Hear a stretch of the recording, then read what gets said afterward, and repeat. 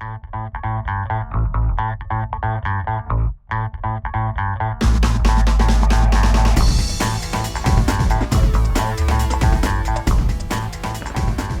everyone! Another DIY video. Today, I'm going to share with you how to make DIY face mask. Let's start! Need natin ng tatlong fabric. Ito yung first fabric. And then, pangalawa and pangatlo. Ito yung ilalagay ko bali sa gitna. Tingnan nyo, parang butas-butas niya. At saka ito, nakatalikod.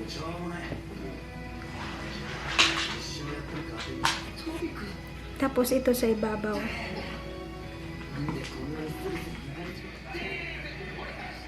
I-clip natin.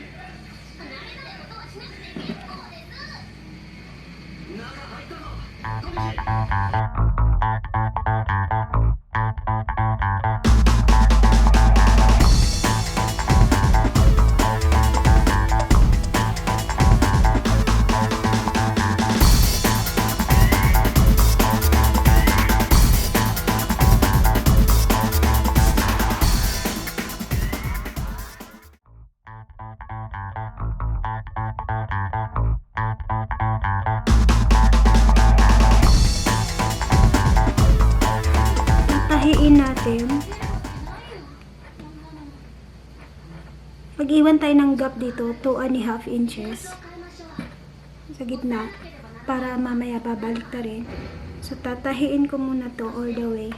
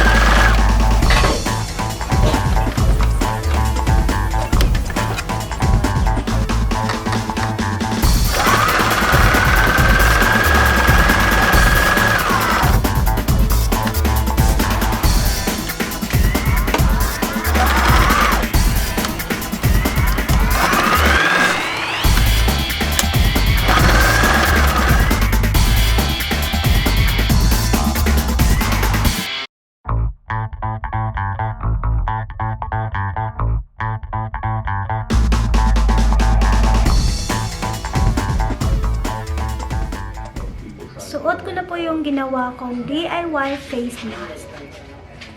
Pwede nyo rin pong gawin sa bahay ninyo. At kung wala kayong bagong tela, huwag kayong mag-alala. Meron naman kayong lumang damit, magagamit niyo po yun. Thank you for watching. See you next time. Bye! Don't forget to subscribe my channel. Thank you!